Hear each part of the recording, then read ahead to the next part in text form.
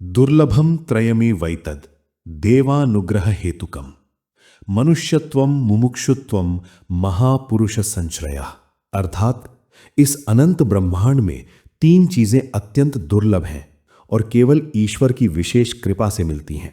मनुष्य का जन्म, मुक्ति की प्यास और एक महापुरुष का साथ। हम सभी जानते हैं कि यह मानव शरीर केवल हाड़ मांस का पुतला नहीं है, ये मोक्ष का द्वार है। संतों और योगियों ने कहा है कि देवताओं को भी मानव देह के लिए तरसना पड़ता है, क्योंकि केवल इसी योनि में हम अपने कर्मों को काटकर उस परम स्रोत, उस ईश्वर में वापस मिल सकते हैं। लेकिन क्या आपने कभी विचार किया है, अगर इस अनमोल अवसर को हम व्यर्थ गंवा दें, अगर हम अपनी चेतना को, अपनी कॉन्शियसनेस को ऊपर उठाने के बजाय नीचे गिरा दें, तो क्या होगा? क्या यह संभव है कि एक मनुष्य जिसके पास सोचने समझने की शक्ति है, वो अगले जन्म में रेंगने वाला कीड़ा, भौंकने वाला कुत्ता या विषैला सर्प बन जाए? ये प्रश्न डराने के लिए नहीं, बल्कि हमें जगाने के लिए है। आज हम गरुड़ पुराण और श्री कृष्ण के मुख से निकले उस परम सत्य को जानेंगे, जो कर्म के उस गणित को समझाता है जिससे हम अक्सर अनजान रहते हैं। ये उस समय की बात है जब द्वारका में भगवान श्री कृष्ण अपनी लीलाओं को विश्राम दे रहे थे। पक्षीराज गरुड़, जो भगवान के वाहन भी हैं और भक्त भी, उनके मन में एक शंका ने जन्म लिया। ये शंका केवल उनकी नहीं, हम सब की थी। गरुड़ देव प्रभु के चरणों में नतमस्तक हुए। उनके स्वर में व्याकुलता थी।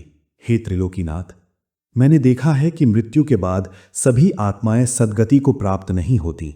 कुछ आत्माएं भटकती हैं और कुछ तो मनुष्य योनि से गिरकर पशु पक्षियों या कीड़े मकोड़ों की योनि में चली जाती हैं। प्रभु, ये देखकर मेरा हृदय कांप उठता है। आखिर वो कौन से भयानक पाप हैं, कौन से कर्म हैं जो एक मनुष्य को पशु बनने पर विवश कर देते हैं?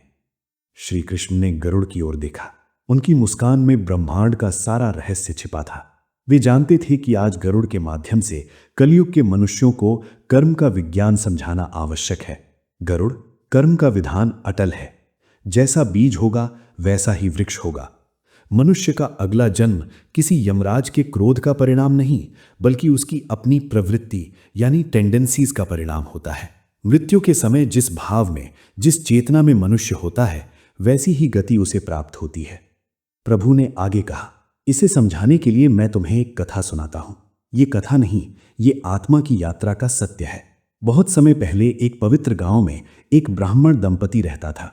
उनका जीवन वेदों के ज्ञान और सादगी से भरा था। उनकी पत्नी साक्षात करुणा की मूर्ति थी। उनके पास धन अधिक नहीं था, पर संतोष का धन अपार था। बस एक ही पीड़ा थी, संतान का अभाव। वर्षों की प्रार्थना और तपस्या के बाद ईश्वर की कृपा हुई। उनके घर एक पुत्र का जन्म हुआ। वो पुत्र उनके लिए केवल संतान नहीं, बल्कि ईश्वर का प्रसाद था। पिता ने उसे बचपन से ही वेद, शास्त्र और दया का पाठ पढ़ाया। पिता अक्सर उससे कहते, बेटा याद रखना, दूसरों की पीड़ा को अपनी पीड़ा समझना ही सबसे बड़ा धर्म है। ये शरीर हमें भोग के लिए नहीं, सेवा के लिए मिला है। बालक ने ये सब सुना। बचपन में वो पिता के साथ गायों को रोटी खिलाता, पक्षियों को दाना देता।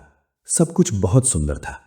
लेकिन समय का चक्र बड़ा विचित्र होता है। जैसे जैसे वो बालक किशोरावस्था को पार कर युवा हुआ, माया ने अपना जाल बिछाना शुरू कर दिया।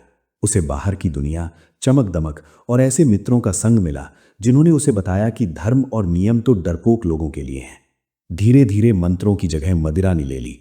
सात्विक भोजन की जगह तामसिक मांस और हिंसा ने ले लिया। वो उन जीवों को मारने लगा जिन्हें कभी वो दाना खिलाता था। जब माता पिता ने उसे प्रेम से समझाने का प्रयास किया, तो उसने अहंकार में भरकर कहा, आप लोग पुराने जमाने के हैं, मुझे अपने तरीके से जीने का हक है। मेरा जीवन, मेरे नियम, मुझे आपके उपदेश नहीं चाहिए। अहंकार जब सिर चढ़ता है तो मनुष्य अंधा हो जाता है। एक दिन धन की मांग पूरी न होने पर उसने अपने वृद्ध माता पिता को, जिन्होंने उसे अपने रक्त से सींचा था, धक्के मारकर घर से निकाल दिया। वो अब स्वतंत्र था, पर यह स्वतंत्रता नहीं, ये विनाश की ओर पहला कदम था। समय बीतता गया। पाप का घड़ा भर चुका था। जिस धन और मदिरा के लिए उसने अपनों को त्यागा, वही धन समाप्त हो गया। गलत खानपान और असंयमित जीवन ने उसे असाध्य रोग दे दिए। शरीर में जलन थी, फोड़े थे।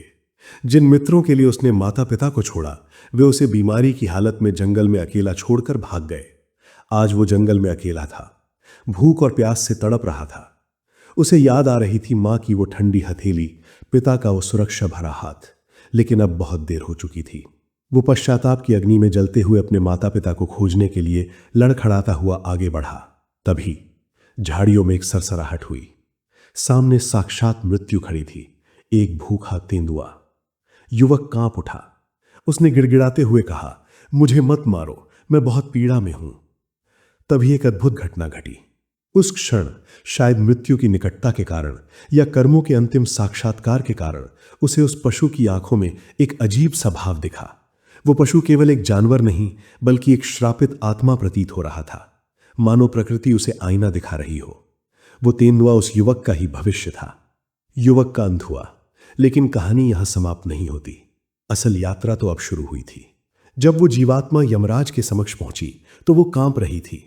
उसने कहा, प्रभु, मैंने अंत समय में पश्चाताप किया था, मुझे क्षमा कर दें। यमराज ने गंभीर स्वर में कहा, पश्चाताप शुद्धि करता है, लेकिन किए गए कर्मों का ऊर्जा चक्र यानी एनर्जी साइकिल पूरा होना आवश्यक है। तुमने अपनी चेतना को पशु समान बना लिया था, इसलिए अब तुम्हें उसी चेतना के स्तर पर जन्म लेना होगा। यहां श्री कृष्ण ने गरुड़ को उन 5 मुख्य कर्मों के बारे में बताया जो मनुष्य को पशु योनि में ढकेलते हैं। इसे बहुत ध्यान से सुनिए, क्योंकि यह हम सब के लिए एक चेतावनी है। 1. क्रूर हिंसा और निर्दयता। श्री कृष्ण कहते हैं, जो मनुष्य अपने स्वाद या मनोरंजन के लिए मूक पशुओं को पीड़ा देता है, उनकी हत्या करता है, वो अपनी संवेदनशीलता यानी सेंसिटिविटी खो देता है। जिसने दया खो दी, उसने मानवता खो दी। ऐसे जीव को हिंसक पशु की योनि मिलती है, ताकि वो भी उसी भय और पीड़ा को अनुभव कर सके। 2. अनियंत्रित वासना। काम ऊर्जा सृजन के लिए है, न कि केवल भोग के लिए। जो व्यक्ति रिश्तों की मर्यादा तोड़कर छल कपट से पराई स्त्री या पुरुष का संग करता है, जिसकी बुद्धि केवल शरीर के मांस तक सीमित रह जाती है, वो अपनी चेतना को इतना भारी कर लेता है कि उसे विवश होकर उन योनियों में जाना पड़ता है जहां विवेक नहीं, केवल काम प्रवृत्ति होती है। 3. जिह्वा का लोभ। भोजन शरीर के पोषण के लिए है। नशा या तामसिक भोजन करके जो अपनी बुद्धि को जड़ कर लेता है, वो मनुष्य कहलाने योग्य नहीं रहता। जो केवल पेट भरने के लिए जीता है, वो अगले जन्म में शूकर यानी सुअर या अन्य ऐसे जीव बनता है जिसका जीवन केवल भोजन के इर्द गिर्द घूमता है। 4. माता पिता और गुरु का अपमान। माता पिता और गुरु पृथ्वी पर ईश्वर के प्रतिनिधि हैं। अहंकार में भरकर जो उनका तिरस्कार करता है, वो अपनी जड़ों को काट देता है। ऐसी कृतज्ञ आत्मा को उस योनि में जाना पड़ता है जहां उसे जीवन भर बोझ ढोना पड़े पर कोई प्रेम न मिले, जैसे गधा या बैल। 5. अहंकार और घमंड। मैं सबसे श्रेष्ठ हूं, बाकी सब तुच्छ है। ये भाव आत्मा का सबसे बड़ा शत्रु है। घमंडी व्यक्ति को प्रकृति चींटी या कीड़े जैसी योनि देती है, जिसे हर कोई पैरों तले कुचल देता है ताकि उसका अहंकार चूर चूर हो सके और वो विनम्रता का पाठ सीखे। ये सुनकर गरुड़ देव की आंखों में आंसू आ गए। उन्होंने पूछा, प्रभु, क्या इन पापों से बचने का कोई उपाय नहीं? क्या जीव केवल भटकता ही रहेगा? तब श्री कृष्ण ने वो अंतिम सत्य कहा जो सोल शक्ति का मूल मंत्र है। गरुड़, पशु योनि कोई शाश्वत दंड नहीं, ये एक सुधार गृह है। लेकिन मनुष्य जन्म ये मोक्ष का विद्यालय है। जो मनुष्य अपनी गलती स्वीकार कर लेता है, जो नाम जाप, ध्यान और निस्वार्थ सेवा की अग्नि में अपने पापों को जला देता है, उसका उद्धार संभव है। ईश्वर न्यायकारी बाद में है, करुणा में पहले है। एक क्षण का सच्चा समर्पण वर्षों के पापों को काट सकता है, यदि संकल्प दृढ़ हो। दोस्तों, परमहंस योगानंद जी कहते थे, your past lives are like old dried up flowers, do not keep looking at them, look ahead to the fresh blooming garden of your future. यानी तुम्हारे पिछले जन्म सूखे हुए फूलों की तरह हैं, उन्हें मत देखो, अपने भविष्य के खिलते हुए बगीचे की ओर देखो। हमें डरना नहीं है, हमें बदलना है। आज ही संकल्प लें, अपने कर्मों के प्रति सजग बने, किसी का दिल न दुखाएं, मूक प्राणियों पर दया करें और प्रतिदिन कुछ समय उस परमात्मा के ध्यान में बिताएं, क्योंकि अंत समय में वही संस्कार साथ जाएंगे जो आपने अभी बनाए हैं। अगर आपकी आत्मा भी सत्य से गूंज उठी है तो कमेंट में लिखें, हे कृष्ण, मुझे सद्बुद्धि दें, या जय श्री कृष्ण। इस वीडियो को उन लोगों के साथ शेयर करें जिन्हें आप प्यार करते हैं, क्योंकि सही ज्ञान देना भी सबसे बड़ी सेवा है। सोल शक्ति परिवार से जुड़ने के लिए सब्सक्राइब करें। आप सभी की चेतना ऊर्ध्वगामी हो। प्रणाम।